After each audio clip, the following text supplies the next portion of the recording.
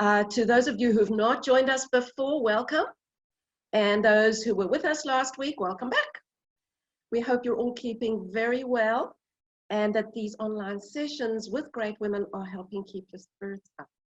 Just a little bit of housekeeping before we begin. You will all be muted while Ros and I are speaking. And then when we open up the floor to questions and comments, you'll be unmuted. If you want to ask Ros a question or make a comment at that time, please raise your hand so that we can call on you and not have everybody speaking at once.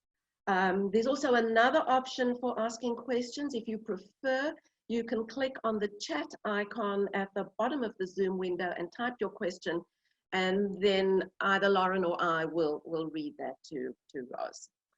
So without any further ado, I don't think there's anyone at the Great Synagogue, or even perhaps in Sydney for that matter, who doesn't know or know of Ros Fischl. Steve and I were fortunate to meet her and Alex, thank you Barb, shortly after we moved to Sydney 10 years ago. They soon became dear friends, and I must say that Ros was instrumental in getting us to join the Great. But however well we might think we know someone, it's often superficial. The purpose of these sessions is to get to know each other better, and I hope that by the end of this morning's chat, you will feel that you know Ros better. So Ros, you were a Sydney-sider by birth. Where in Sydney did you spend your childhood?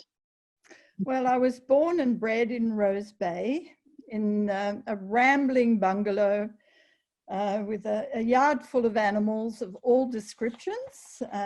We had dog, cats, budgerigars, parrots, hens, rabbit, blue-tongued lizards, goldfish, tadpoles. It was real menagerie. My cousins will attest to that, and a couple of them are there today. Hi, Caroline. Hi, Cynthia and John from Perth, and all my other cousins from Melbourne. Hi there. My mother was an absolute angel to put up with all this, but we all absolutely loved animals, and we didn't have much. We were not wealthy, but we had a very happy childhood. We played cricket in the backyard and with all the kids in the street. And, you know, it was just a very easy-going lifestyle in those days. This was you and your two brothers? Yes, in the 1940s. I was born in 1944, December 44. I had an older brother and a younger brother. My father was always very, very busy. His life's work was the establishment of Monash Country Club, which is a beautiful golf course up in the hills above North Narrabeen. And he and his friends couldn't get games on golf courses in Sydney because they were Jewish, and they were just not welcome to join golf clubs in those days, in the 30s. And so he and his friends set about buying land and getting community help to purchase the land by debentures, and they bought this fabulous tract of land, which is a long way from the eastern suburbs now, but in those days there was no traffic and there was no problem to get there, and they built the golf course. And so we spent a lot of our childhood up there. And you're still involved with that very much today, aren't you? Not so much now. I was, I did play from the time I was a junior and joined the teams, and my brothers were in junior teams as well. And we had a very happy outdoor childhood all together. And this is in the time before television really came to be. And so, you know, we did utilize the beautiful weather of Sydney, and we enjoyed that upbringing. But yeah, we're a traditional family, and we used to attend Cheder up at Southhead Synagogue on a Saturday. My parents had to work because my dad had lost money in a pharmacy in the city. So Mum bought him this premises up at Rose Bay, and they established that. And of course, they always employed Jewish pharmacists, and they always took Shabbat off. So my parents had that. But I can remember a beautiful childhood, and, you know, we'd go to shul, come back, have lunch, and we'd be given a little bit of money to go down to the movies at the beautiful cinema at Rose Bay. It was a gorgeous Art Deco place. It's no longer existing. There's a block of units there now, but we used to watch all the latest from Hollywood, and that was our childhood. It was very relaxed and easy. It sounds wonderful, Ros. So you went to high school at Sydney Girls High, and then you studied pharmacy after that, Well, there's a following in your dad's footsteps, right? story to that, because my older brother David said to Dad, he was a year older and he finished Sydney Boys a year before me, Dad, what shall I do? Should I be a pharmacist like you? Oh, no son of mine will study pharmacy, said Dad. You go and enroll in medicine. And he did, and he enrolled in the first year of medical students at the University of New South Wales. They just started their medical program and he was in the inaugural year. And he eventually became a gynecologist and obstetrician. When it was my turn, and I'd finished a year later, and I said, I don't know what to do, Dad. I think I might do medicine like David. No, no, no, you'll never stick to 6 years of study and then extra work and training. Why don't you do pharmacy, and you can be done in 3 years now, because we had the degree course, and you do a year training, and then you can, you know, always look after yourself if you want to, but you can do what you like in life. Yes, Dad, said I, as you did in those days. And I did regret it for a while, because I was always interested in the medical subjects rather than the pharmacy subjects. But, you know, being a good, dutiful daughter, that's what I did. But as soon as I'd finished and done my training in my dad's pharmacy, I was off overseas. So you got that travel bug, and you had it at a very young age. You had some interesting. you had an interesting job in London. Tell us about that. Oh, my very first job, apart from my training year at my father's pharmacy, my very first job was set up by my uncle in London. My mother's sister lived there, and uncle was a doctor, and he had a lot of friends. And as soon as he knew I was coming to stay for quite a time, it was supposed to be 2 years, but that's another story. I arrived, we left Sydney on New Year's Eve, when we went by boat on the Oriana, the original Oriana. Sue Nicholas and I, Sue's a member of the Schul. I don't think she's there, but anyway, we had a wonderful journey over. And as soon as I arrived, Uncle said, well, I've organised a job for you. I've got a friend who's got a pharmacy in the Leicester Square tube station. Now, having left Sydney on New Year's Eve in beautiful sunshine and warm summer, we arrived in the middle of winter at the end of January, freezing cold, dark days, you know, hardly any no sunshine, just very few hours of daylight. And I dutifully went down. I think I lasted 4 days, and I felt like a mole in the hole, going in the morning in the dark, coming home in the afternoon in the dark. And I said, Uncle, I can't do this. I'm terribly sorry to disappoint you. I need to see some sunshine. So Sue and I checked ourselves into a beautiful little lodge in the southern Tyrol for a couple of weeks of skiing. And we had a bit of sunshine and snow, and Sue hated every minute of it, and I loved every minute of it. So I stayed an extra week, and that was the beginning of my love for skiing. And you also visited some other countries during that time, didn't you? Oh, not then. I came back, and I did some work in the East End of London, but we had a language problem. When it was, I could not understand a word that these people, there were a lot of them from Jamaica and so on, and their English was very accented, and they would ask for a tin of Colgate. I said to the girl, I was managing the pharmacy, and I said, what are they asking for? They're asking for baby food, cow and gate. I said, I can't understand a word they say. So I'd hide myself in the cellar of the pharmacy and do all the preps, you know, all the national health prescriptions, and there was hundreds of magnesium tablets and powders and God knows what we were doing there, and handing them out for 2 shillings each or something. But I spent my time underground then as well, because I couldn't understand the English and serve at the counter. So that something 6 weeks, and then I went traveling. Great. But something made you come back to Sydney a little sooner than you had originally planned. Who was it who persisted and nagged you to come back sooner with a condition attached? Well, he's just leaving. Come and say hello. Come and say hello. Hi. Get down. Hi, Alex. Everybody's I've got an there. appointment, He's sorry. got to get to an appointment, so he's off. This person I met just before, 5 weeks before we sailed on the Oriana. I'd met Alex. How did I meet him? You're going to ask. Well, Yes, I'm going to. a blind date organised by the very well-known president of the Ezra Association of Israel, Viva Davis, who had seen me at my mother's friend's place at an afternoon tea. And I'm not sure whether mother was in on this whole setup. She never really confessed to it, but somehow she dragged me along to an afternoon tea at Sybil Bunn's place. And Viva Davis was there and she saw me. And the next thing I know, Mum saying to me, Ros, Viva's organising for you to go out with some young man on Saturday night. They've got an Ezra function at Darling Point or Point Piper or somewhere, I can't remember. And you have to go. Please do it because she's nagging me and I just can't take any more. You have to go.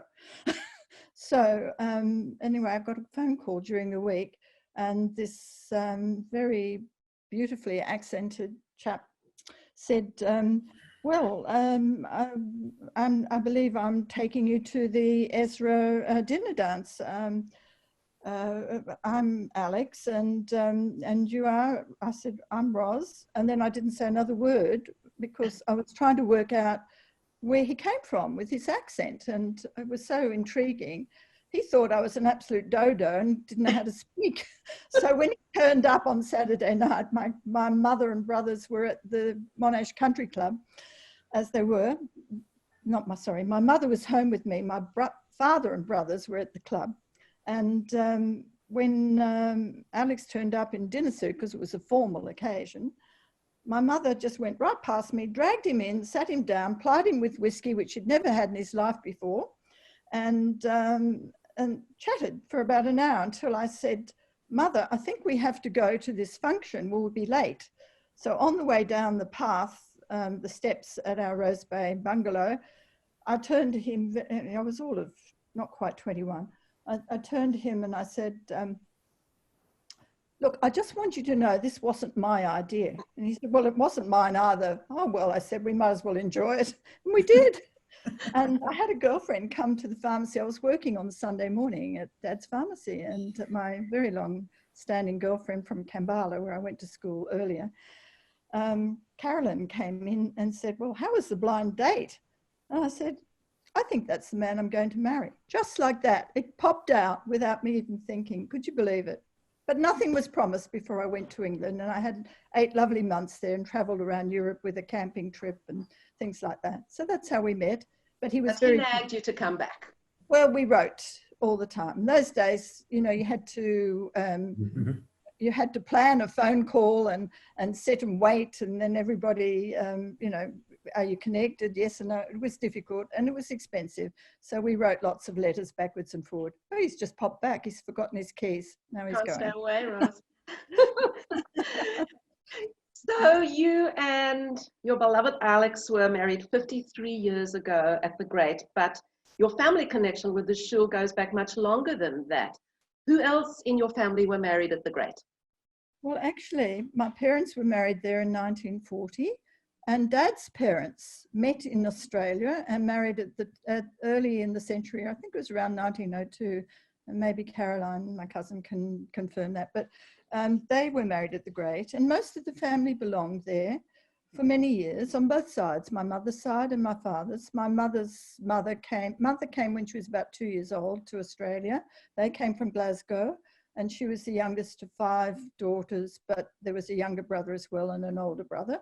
So 7 in the family, and Dad was one of 3. He was the middle child, my aunt, and he had a younger brother, Caroline's father, Caroline Haskey, who's there now. Yeah. Right. So after you married, you had 2 sons, Michael and Daniel, and then you and Alex made the great trek north to be amongst the first Jews to settle in St. Ives. That's During true. that time, you did further studies, so tell us about some of those. Well, I was always keen on study, and I was a bit restless as a pharmacist. I found it was a little bit like being a glorified shopkeeper. I did a bit of work in St Ives part-time and so on, but then I got the urge to study again. I did a BA in psychology, and I got very involved with pharmacological psychology and physiological psychology, again back to the medical type subjects, which I'd been very keen on before. And unfortunately, though, at that time there was a lot of disruption in the family due to illness, and I had a younger brother who was having a lot of psychiatric problems at the time, and my father had died, and my mother was struggling to keep pharmacists in the pharmacy going, because she wasn't a pharmacist herself, she just managed the pharmacy. And there were various stresses on us. Alex's parents were aging and needing help, and the pressure got too great. I didn't continue into my honours year or do counselling, which I could have done.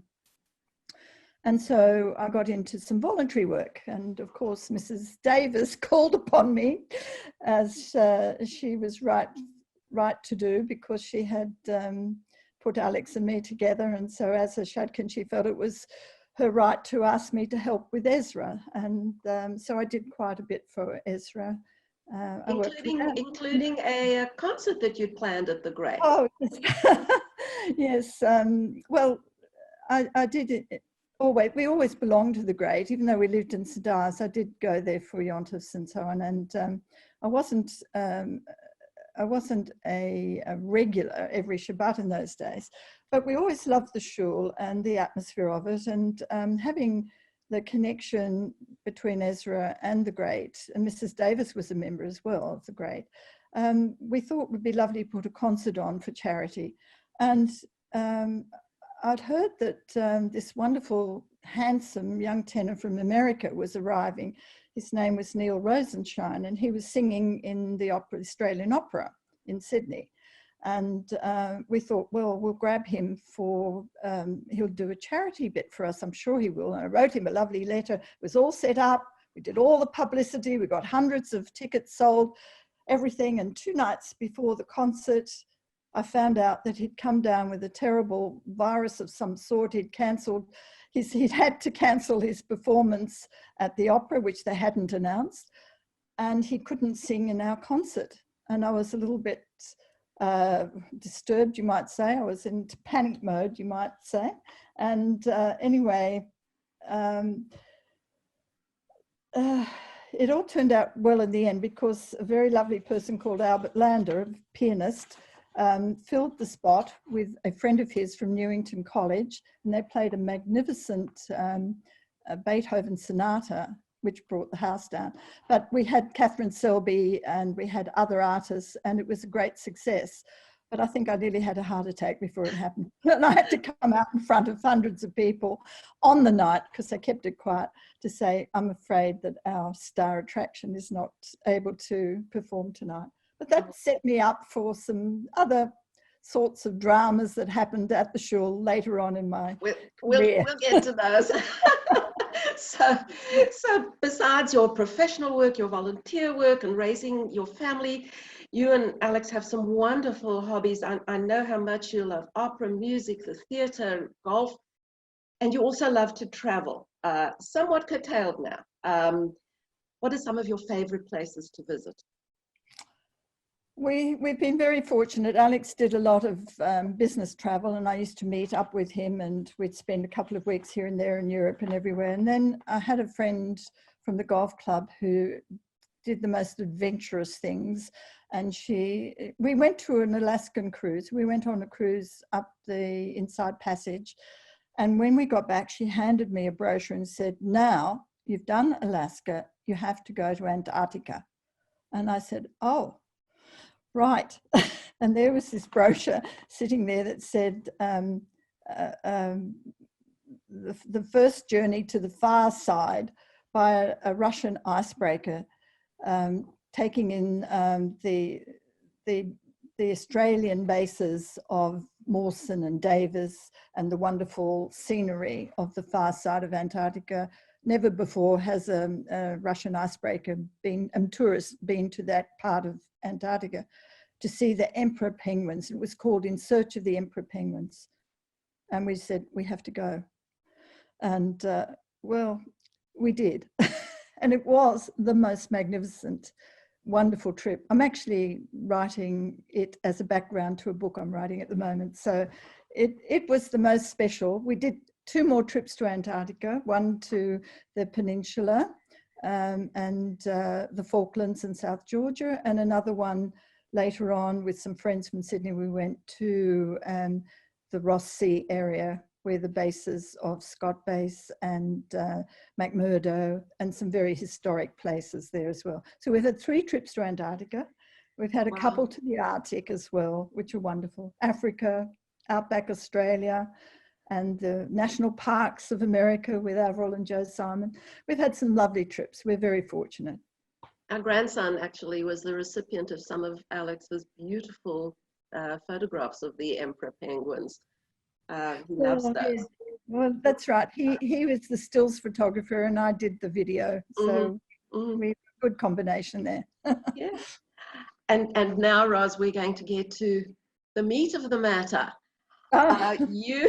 You were the first woman president of a major Orthodox Jewish congregation in Australia.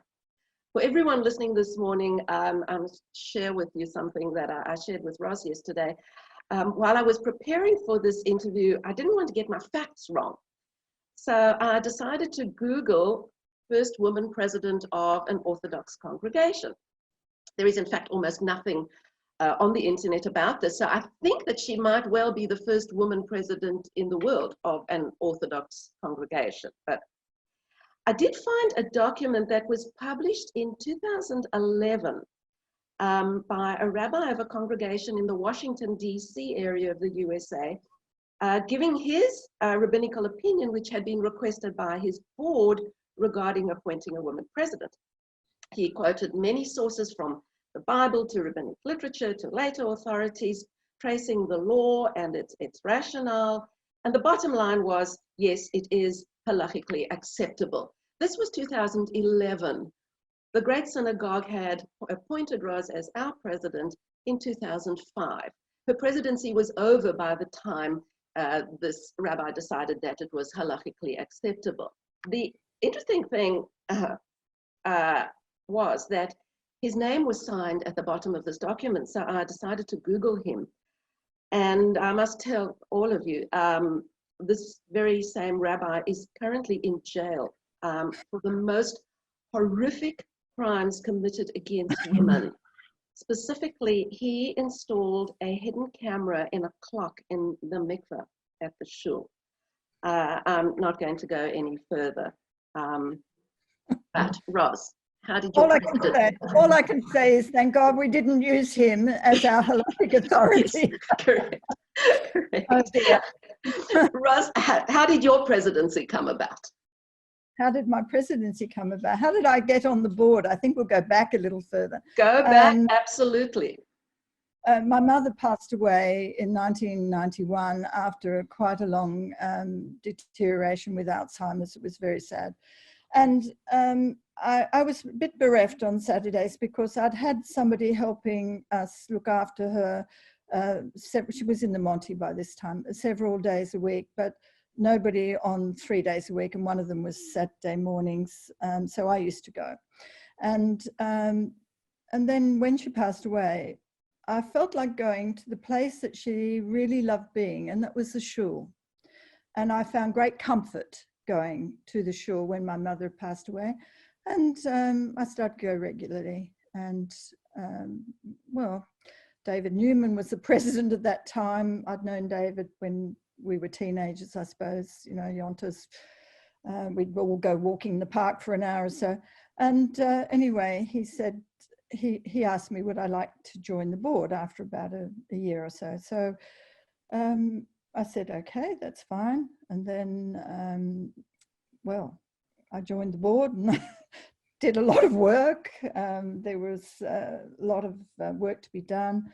I took on a lot of different duties, youth programs, services, events, building, renovations, of course, women's issues. And so on my journey towards becoming president, I had taken on a lot of different tasks and put a lot of hard work into it. And I suppose, I think at that time, we had Avril joined the board, Avril Simon, and we did quite a lot behind the scenes all the time. Where I'm losing myself. Where am I going with this? Or you want to know how you got? So you on the board? How you got to be president? Well, first of all, you've got to do the job and apply yourself in different areas and learn about the shul. And by being on all different committees, you learn an awful lot. And it was a big learning curve for me, believe me, because my Jewish education was very, very limited until I joined the board.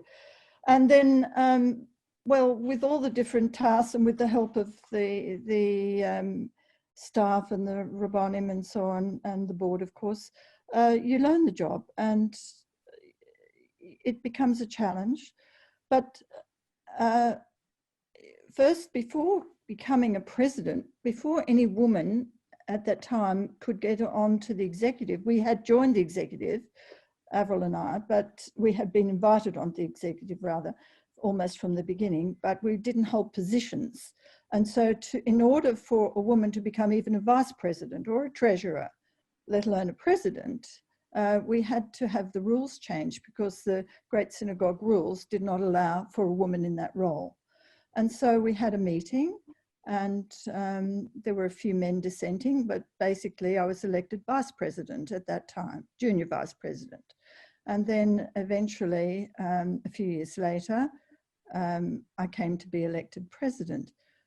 But at that time, we were only allowed one female in the executive, and a couple of other females on the board. So 3 women altogether were allowed on the board. Who was the rabbi at that time, Ros? Rabbi Apple. At that time, yes, because my first year of presidency, Rabbi Apple was the time when I became vice president. He was very supportive of all this. Mm-hmm. And then the first year of my presidency, I was vice president still until Rabbi Lawrence joined us. And that was when that year I became president. And of course, he had no objection. And what are some of your achievements at the Great of which you're most proud? And I mean, particularly with regards to women in the congregation. Well, it's funny, I think probably this goes with that question that you're probably going to ask me about feminism. Yes, do you consider yourself a feminist? Well, I didn't until I joined the board of the Great Synagogue or the board of an Orthodox shul. Feminism had never really been an issue for me because I always thought that hard work got you anywhere you wanted to go. And I'd never had a problem until I didn't have a problem joining the board, but I realized that a lot of women felt isolated and not engaged in the shul. And I thought that was very sad. And so I became a bit of a feminist in that I wasn't beating on the doors from outside and demanding this and that, but I thought that if you showed that you could do the job very well, then they would have no reason not to appoint you to a position where you could influence and help in this respect. And I think that's what happened. I've always believed in egalitarianism, and in the shul it wasn't like that until more recently. And now that we've engaged women where we can within halakha, and that's very different from a congregation such as the Emmanuel Synagogue, where women have been more equal for many, many years. But in the traditional Orthodox synagogues, they really didn't have much of a role. And I'm very proud of the Great for taking on this. The rabbis have been very supportive, from Rabbi Apple through Rabbi Lawrence to Rabbi Elton. They've all got girls and they understand the women's needs to be more engaged, and they've done everything in their power to engage the women in ways that is acceptable within halakha. And I have to say that Rabbi Apple got himself into a lot of trouble. We did, for instance, when we first started the individual bat mitzvahs, and this is a bit of a story, I had been invited to my cousin's daughter's bat mitzvah party, but not to the bat mitzvah. And I said, why not? She said, well, there's all the school class and there's no room for anyone except a few. And that took me right back to my own bat mitzvah at the Great, decades before, when we'd been 35 girls, all in rows of 7, 5 rows of 7, to stand up and recite something on Sunday morning. It was Hanukkah, I believe. And afterwards, there was a party in the hall, and we were allowed 3 people, my parents and my eldest aunt. Not even my brothers could attend because there was no room, and it was a joint party. And I thought about this, and I went to Rabbi Apple, and I sat down and I said, Rabbi, is there any reason we can't have an individual bat mitzvah on a Shabbat morning? Let me think about it, he said, and he came up with the idea of having them do the Devar Torah at the end of the service. And he said, we can do this, there's not a problem. But behind the scenes, he was getting flack from a lot of the Orthodox Rabbonim, and he was put out right on the limb, and they nearly chopped him off the Orthodoxy. But I only found that out afterwards. But he was very supportive of women carrying the Torah. They're doing the Hakafot during Simchat Torah, and also women's, I remember sitting in on a services meeting with Marion Apple when Rabbi said, or the chairman at the time said, and what other special Shabbats should we be thinking about? There was the law service, there was the medical Shabbat in those days, and various other ones. And I popped up with Marion and said, we looked at each other and said, what about a Shabbat for women? And that's how Women's Shabbat came about. And then, of course, we had it for about, 14, 15 years. Started off, Susan's there somewhere, Susan Bure, hi. She was our first speaker at our very first Women's Shabbat, and she was absolutely wonderful. We just had a kiddush after the service. And then on subsequent Women's Shabbat, we had Lady Jakobovitz talking at a lunch. We had Diane Steinman, the first woman president of the ECAJ, as a speaker on another one, and so on. And it grew from there. And it's now, after a few years of hiatus, we've now got this wonderful WOW weekend, thanks to you and Lauren and the other girls, Caroline, everybody else. Yeah. Wonderful. Yes. Thank you for doing this. And it's a whole weekend now. We went from just the kiddush to a lunch, and then to a whole Shabbat from Friday night to Saturday evening for a few years. Sunday. And now it's changed over time. People require different things. Yeah. Yes. So Ros, during your shul presidency, you've met some interesting and very inspiring people. And you had mentioned to me how fascinating it was to meet the chief rabbi of the Commonwealth at the time, Chief Rabbi Lord Jonathan Sachs, and his wife Elaine. Tell us about those meetings and what was so exciting about them. Well, look, the very first time the Chief Rabbi Lord Sachs came to the Great Synagogue, we had an audience of between 800 and 900 people. It was quite amazing. It was in 2006, I believe, and he'd just written To Heal a Fractured World, and I believe that's what he spoke about, but I cannot remember because I was so nervous. It was during my presidency, which was the second year of my presidency, and I was wondering how he would react to having a woman president. And I was also nervous about the speech and, just the whole thing. And he was so kind, so lovely. We met him at the private function in the boardroom before, and he just put everybody at ease. And he was very inspiring in all respects. But the interesting thing was that he was very supportive of the fact that we had a woman president in an Orthodox shul. And I met his wife, Elaine, of course, and we met at the National Council of Jewish Women the next day for a morning tea or a lunch. And I said, Elaine, tell me, why do you have any women presidents of shuls in England, in the UK, in London or wherever?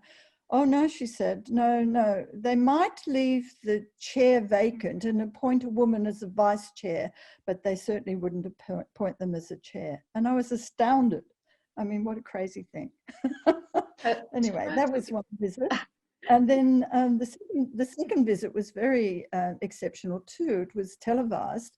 It was promoting the book, The Great Partnership. And he was interviewed by Norman Swan. And I wasn't president then. I think it was after I'd retired as president. And I think it was Michael Gold's presidency. He's there, he probably confirmed this. And it was a wonderful interview. I was sitting next to the Anglican Archbishop of Sydney, who was, you know, very iffy about us Jews at the time. And he was totally swept over by Lord Sax's way he could bring together science and religion and explain things so eruditely. And he kept nodding and saying, yes, yes, yes. And we had a dinner afterwards. I wasn't sitting near him, but I could see him chatting away to Lord Sax. And I thought, boy, that's broken down some barriers, hasn't it? We just do know something after all.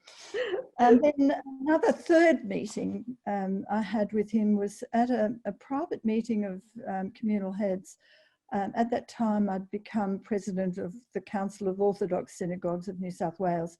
And I was having a few issues that I needed some help with. And he gave me 10 minutes of his very precious time, one-on-one, at that communal meeting in a side room to help me through that difficult period that I was facing. I was very impressed with this man. Wonderful. Wonderful. Wonderful man. So he was one of many dignitaries that we've had over the years, attending special events and services, because we are the mother congregation, as you know. Yeah. So Ros, you've told me that you feel that luck has played an important part in your life. Oh, just before we go to that, I'm sorry, Sharon, I just wanted to mention the most wonderful woman that we have met, two wonderful women, in fact. Dame Marie Beshear, who was our New South Wales governor for 14 years, was so supportive of the great. Yes, she went to school with a lot of our ladies from the Women's Auxiliary and so on, but she had this wonderful dignity and grace about her, and she was always delighted to be invited. Wherever I saw her anyway, she said, when are we having another thing at the Great? But the one thing that was, I just want to say, when it was Rabbi Lawrence's induction, she arrived and I was there greeting her at the front with my hat on. And she said, oh, I didn't know it was a hat occasion. Do I need a hat? I said, just wait here. I'll get something. And I brought out a hat and she put it on. And that hat sits in the services room locker at the Great Synagogue. And anytime somebody comes that feels they need to wear a hat, if they're carrying the Torah or doing whatever, that hat gets brought out. And I say, this is Dame Marie Beshear's hat. You can wear it today. Oh, so that's lovely. And one other woman that I must mention that was particularly engaging was Deborah Lipstadt. Deborah Lipstadt, who had to tackle this David Irving, this horrible Holocaust denier, at the trial in London, where he accused her of defaming him, and they made a film about it called Denial. She was the most wonderful person, I thought, dedicated and tenacious, and good on her. And she's still working hard in this area of Holocaust denial. Very impressive person. Okay, sorry. So what was that? Yeah, that's okay. So what I was saying was, you told me that you feel that luck has played an important part in your life. There's a quotation which has been attributed variously to Thomas Jefferson, the American president, as well as to others such as Mark Twain, George Allen, Samuel Goldwyn. And the quotation is this: I'm a great believer in luck, and I find the harder I work, the more I have of it. We know that you have been an incredibly hard worker. You have shared with me why you think you have been lucky, and I would love for you to share it with everyone here this morning. Thank you, Sharon. I think luck has played a very important part in my life. I'm very fortunate, first of all, to have had loving parents, although my father died quite young. very fortunate to be born in Australia, the best country in the world. I bless my grandparents on both sides for having come here from the shtetls of Europe to make a new life. And it wasn't easy for them. And my grandmother's, on one side, she hardly spoke English. It was very difficult. And they hadn't had the benefit of education like we did and so on.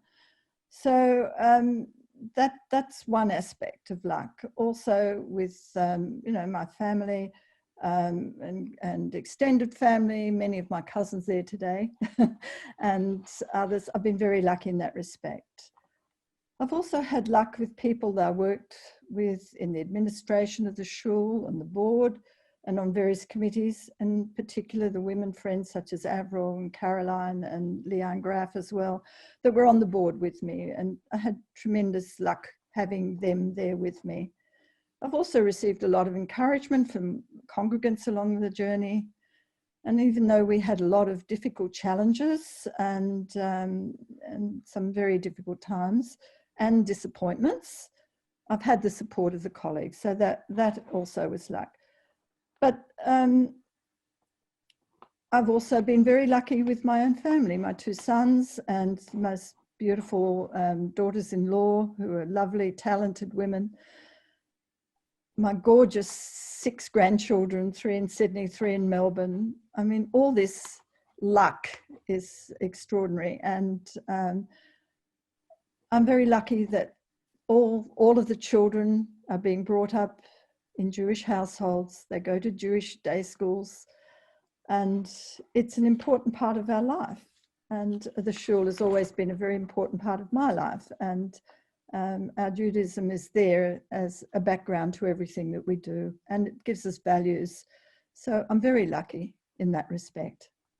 And Ros, you've said that you see life as a long learning curve. What is the message you would like to leave all of us with this morning? Well, as I wrote to you, it's a learning curve that I think should never be flattened, as with the coronavirus curve. We're talking about we want to flatten the curve.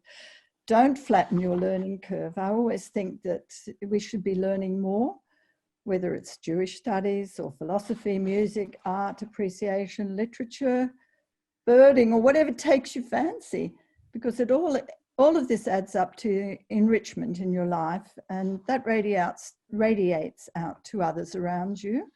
It's the infection that we need to keep us nourished. And the other thing I wanted to say too is there's always this saying, it's not for you to complete the task, but neither should you desist from trying. I've got something else to say to that. It's not for you to complete the task, but it's important to leave a good foundation on which others can build. And I can only say that I feel very encouraged by the work that you and Lauren and Caroline and all the others that are working so hard for the shul are doing now. And I feel quite gratified that perhaps we have laid that foundation, particularly for the women, and are bouncing along and doing so well now. And of course, having Rabbi and Hinder and Rabbi Phil and Abra, it's such a bonus for the shul at the moment, and we're going on a high, and I think that's great. And I feel very gratified by that. Wow, Ros, thank you so much for this inspiring, informative, uplifting, moving discussion. You got me all verklempt now. We're now ready to open up to the group for questions.